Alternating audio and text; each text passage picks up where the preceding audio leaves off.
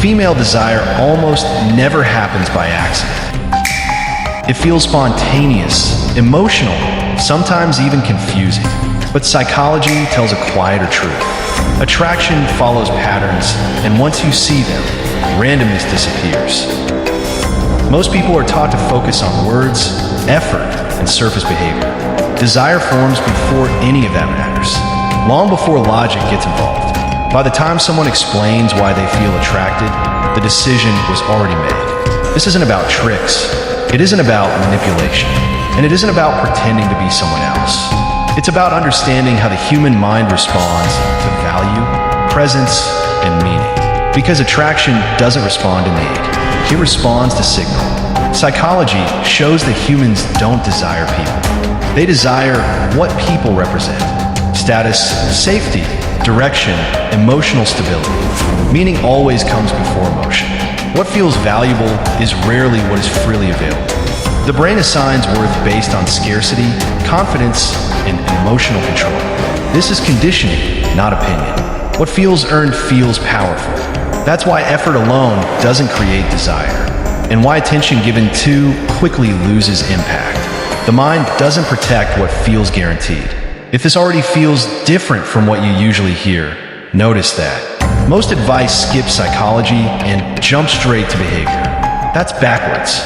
Neuroscience shows attraction decisions happen before conscious awareness, milliseconds before logic speaks. Tone, timing, emotional presence, and self-regulation do more than words ever could. The explanation comes later, and it's rarely the real reason. It's just the story the mind tells itself. This is why mystery feels powerful. Not because of games, but because the brain pays attention to what it can't fully predict.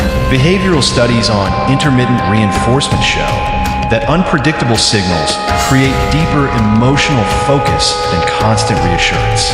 Consistency creates comfort. Uncertainty creates attention. That's why someone who doesn't emotionally overshare early feels more compelling. Not distant, not cold, just not trying to be consumed. If you've noticed this pattern in real life, but never had language for it, you're already closer to understanding than most people. Attention functions like currency. Whoever spends it carefully controls the frame. Whoever overspends it loses leverage. Psychologists studying power dynamics consistently find that people who don't rush emotional investment are perceived as higher value. Not because they are better, but because they appear centered. Many people believe desire is created through persuasion. More effort, more words, more availability. But desire reacts more strongly to self-containment than pursuit. Direction signals value. Boundaries signal stability. Stability creates trust, and trust opens desire. If this challenges what you were taught, that's not a problem. That's awareness beginning. Attraction is contextual. The same person can feel invisible in one environment and magnetic in another. Not because they changed, but because perception did. Common uncertainty reads as competence. Competence reads as safety.